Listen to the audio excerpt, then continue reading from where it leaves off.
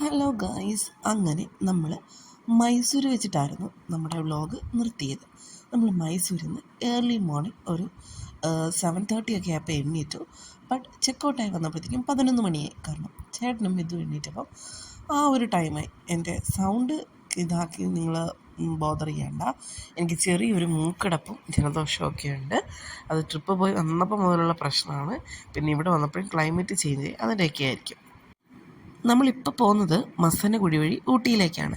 അപ്പം പോകുന്ന വഴിക്ക് നമുക്ക് ഫുഡ് കഴിക്കണം. രാവിലെ ബ്രേക്ക്ഫാസ്റ്റ് ഒന്നും കഴിക്കാതെ നേരെ ചെക്കൗട്ട് ചെയ്ത് ഇറങ്ങുമായിരുന്നു. നമ്മൾ പോകുന്ന വഴിക്ക് ഒരു മലയാളി റെസ്റ്റോറൻറ്റ് കണ്ടു. അവിടെ കയറി ചോറൊക്കെ കഴിച്ചു. ബോബുക്കുട്ടിനെ വണ്ടി തണുത്ത് പാർക്ക് ചെയ്തിട്ട് അവിടെ വെയിറ്റ് ചെയ്യിപ്പിച്ചിരിക്കുന്നുണ്ട്. പിന്നെ അവനും നമ്മൾ ഫുഡൊക്കെ കൊടുത്തു. നമ്മൾ നേരെ അവിടുന്ന് മസനഗുഡിയിലേക്ക് തിരിച്ചു. മസനഗുഡി ബോർഡറിലേക്ക് തിരിച്ചു. അത്യാവശ്യം നല്ല ക്ലൈമറ്റ് ആയിരുന്നു. പിന്നെ ഇങ്ങോട്ട് മഴയും കാര്യങ്ങളൊക്കെ ഒന്നുമില്ലായിരുന്നു കേട്ടോ. ഇനി ഊട്ടിയിലെത്തുമ്പോഴേ ചിലപ്പോൾ തണുപ്പൊക്കെ ഉണ്ടാവുള്ളൂ. ഇവിടുന്ന് നല്ല വെയിലായിട്ടുള്ളൊരു ക്ലൈമറ്റ് ആയിരുന്നു കേട്ടോ. നല്ല ഒരു റോഡുമാണ്. മീൻസ് മറ്റുള്ളയിടത്തെ പോലെ ഒരു പ്രശ്നമുള്ള റോഡോ കാര്യങ്ങളോ ഒന്നുമായിരുന്നു. അത്യാവശ്യം നല്ല റോഡുമായിരുന്നു. അപ്പോൾ നമുക്ക് നേരെ ഊട്ടി.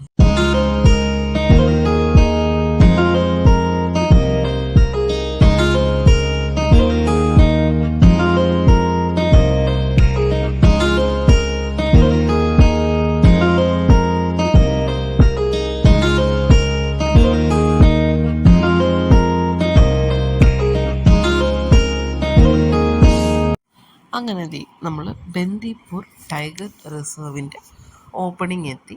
അതിന് മുന്നേ തന്നെ നമ്മൾ പേയ്മെൻറ്റ് ചെയ്യാനുള്ളത് പേയ്മെൻറ്റ് ചെയ്തായിരുന്നു. അവിടെ നമ്മൾ ഫസ്റ്റ് എൻട്രൻസിൽ തന്നെ ചെറിയ എമൗണ്ട് എന്തോ 30 or 40 rupees എന്തോ പേയ്മെൻറ്റ് ചെയ്യണമായിരുന്നു. അതിനുശേഷം അവിടെയൊക്കെ കണ്ടിങ്ങ് പോകുന്നു കേട്ടോ. അവിടെ ഒന്നും വലുതായിട്ടൊന്നും കാണാനില്ല. മയിൽ അങ്ങനെയുള്ള ഒക്കെ ഉള്ളായിരുന്നു. ഒന്നും എടുക്കാനും എന്ന് വെച്ചാൽ അതൊന്നും എടുക്കണ്ടല്ലോ. നേരത്തെ ഓൾറെഡി നിങ്ങളെ ഞാൻ കാണിച്ചിട്ടുള്ളത് ആ വീഡിയോയിലൊക്കെ. അപ്പോൾ എല്ലാം കൂടി ഇങ്ങനെ ചുമ്മാ ഇങ്ങനെ അതുപോലെ മാനും മയിലും ഒന്നുമല്ലോ, ഒരു ആനയോ അങ്ങനെ വലിയ വലിയ എന്തെങ്കിലും സാധനങ്ങൾ കണ്ടാൽ എടുത്ത് കാണിക്കാമല്ലോ എന്ന് വിചാരിച്ചിട്ടാണ്. പിന്നെ അത് ഈ പോകുന്നത് അടുത്ത ബോർഡറിലേക്കാണ്, ഒരു ചെക്കിങ് പോയിൻറ്റിലേക്കാണ്. ഇവിടെ നമ്മുടെ വണ്ടിയൊക്കെ നോക്കും, ചെക്ക് ചെയ്യും. കാരണം ഇവിടുന്ന് അങ്ങോട്ട് പ്ലാസ്റ്റിക് ബോട്ടിൽസോ കാര്യങ്ങളോ ഒന്നും അനുവദിക്കത്തില്ല. ശരി, കുടിക്കാനുള്ള വെള്ളം നമുക്ക് സേവ് ചെയ്യാം. അത് കൂടാണ്ട് നമ്മുടെ എക്സ്ട്രാ പ്ലാസ്റ്റിക് ബോട്ടിൽസോ കാര്യങ്ങളോ ഒക്കെ തീർന്ന ബോട്ടിൽസൊക്കെ ഉണ്ടെങ്കിൽ അത് അവിടെ തന്നെ ഡിസ്പോസ് ചെയ്തിട്ട് പോകണം. നമ്മുടെ വണ്ടിയും കാര്യങ്ങളൊക്കെ അവർ ചെക്ക് ചെയ്യും. എക്സ്ട്രാ ബോട്ടിൽസും കാര്യങ്ങളൊക്കെ എന്തെങ്കിലും ഇരിപ്പുണ്ടെന്ന് ചെക്ക് ചെയ്തിട്ട് നമ്മൾ ഇവിടെയും പേയ്മെൻറ്റ് ചെയ്തിട്ടുണ്ട്. കാരണം അടുത്ത റിസർവായി. അതുകൊണ്ട് നമ്മൾ അവിടെയും പേയ്മെൻറ്റ് ചെയ്യേണ്ട കാര്യമുണ്ട്.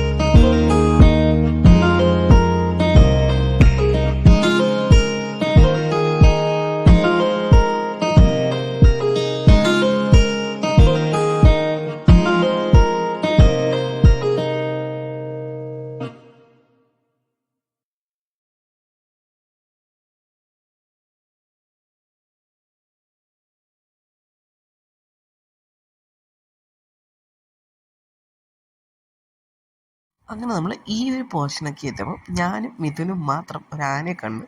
അക്ഷയ് ചേട്ടൻ കണ്ടില്ല. ഫ്രണ്ടിൽ ഓൾറെഡി ഒരു ടാക്സി ഇങ്ങനെ സ്റ്റോപ്പ് ചെയ്തിട്ടുണ്ടായിരുന്നു. അതിനകത്ത് എനിക്ക് എടുക്കാൻ പറ്റില്ല, കാരണം ആന കുറച്ചകത്തോട്ട് ഇങ്ങനെ നടന്ന് പോവുക. അതിൻ്റെ മുഖം കണ്ടെന്നൊന്നും ഞാൻ പറഞ്ഞില്ല, ബാക്ക് മാത്രമേ കണ്ടുള്ളൂ.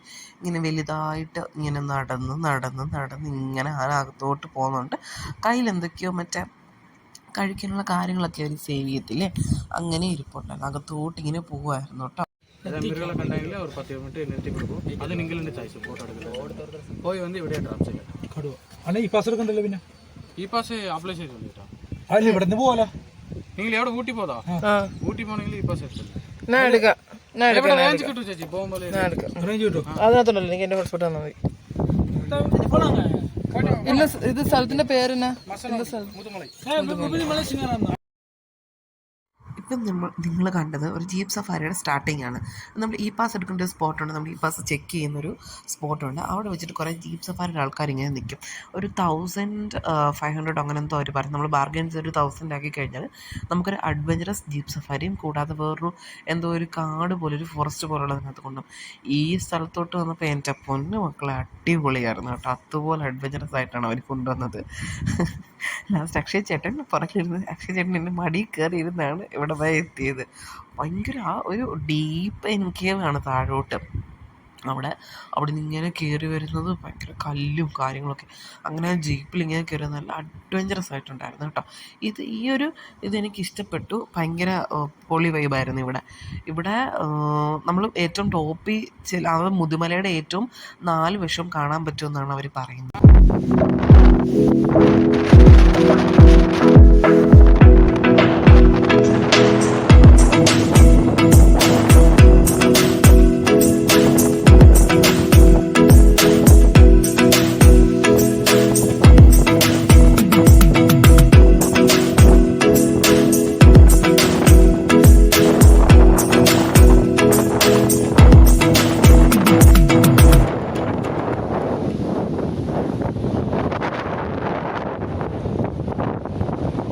വ്ളോഗ് കണ്ടുപിടിക്കാൻ നിങ്ങളോട് ഞാനൊരു കാര്യം പറയട്ടെ.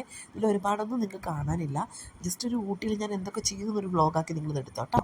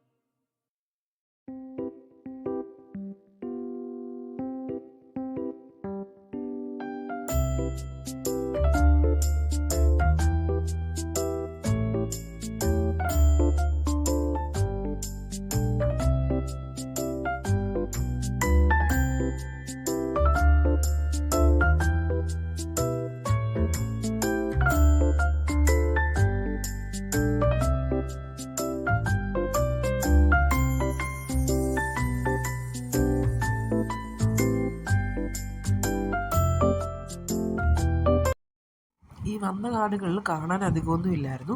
ഇവർ മുതുമലയുടെ എൻഡ് വരെ നമ്മളെ കൊണ്ടുപോകും, ഫോറസ്റ്റ് ഓഫീസിന് അവിടെ വരെ.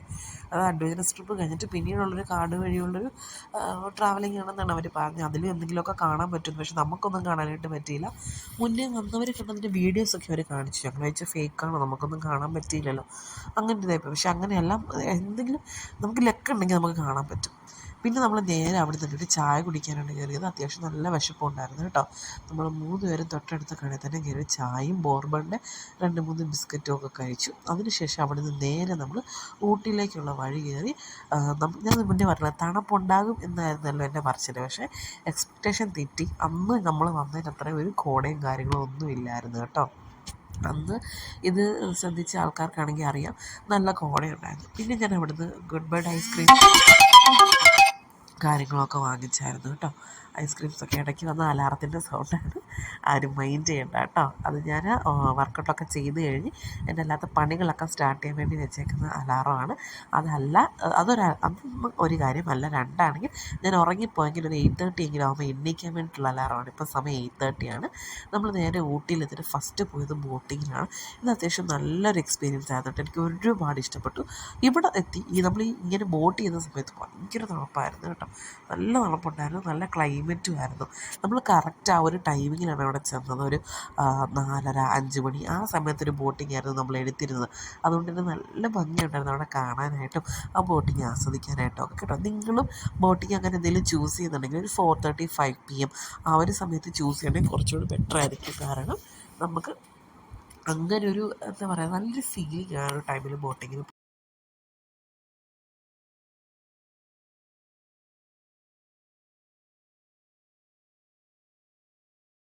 നമ്മൾ ബോട്ടിങ് കഴിഞ്ഞ് നേരെ റൂമിൽ വന്ന് സിനിമയൊക്കെ വെച്ച് കാണുമായിരുന്നു കേട്ടോ.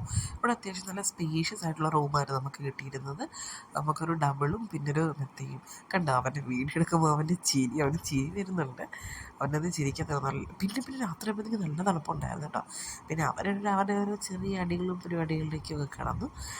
പിന്നെ ഞാൻ ഇവിടെ ഇങ്ങനെ ഇരിക്കുകയാണ്. ഞാൻ ഫുഡ് കഴിച്ചിട്ടില്ലായിരുന്നു. ഫുഡ് കഴിക്കാനുള്ള ഈ തന്ത്രപ്പാടിൽ ഇങ്ങനെ ഇരിക്കുകയായിരുന്നു. അപ്പോൾ അവൻ്റെ വകയായിരുന്നു. ഇതിൻ്റെ സാലറി ക്രെഡിറ്റായി. അങ്ങനെ അവനായിരുന്നു ഇന്ന് എൻ്റെ ചിലവ് ചെയ്ത് കേട്ടോ. ഹോട്ടൽ താജിൽ നിന്ന് ന്യൂഡിൽസൊക്കെ വാങ്ങിച്ചു തന്നു. പിന്നെ നിങ്ങൾ കിടന്നുറങ്ങും.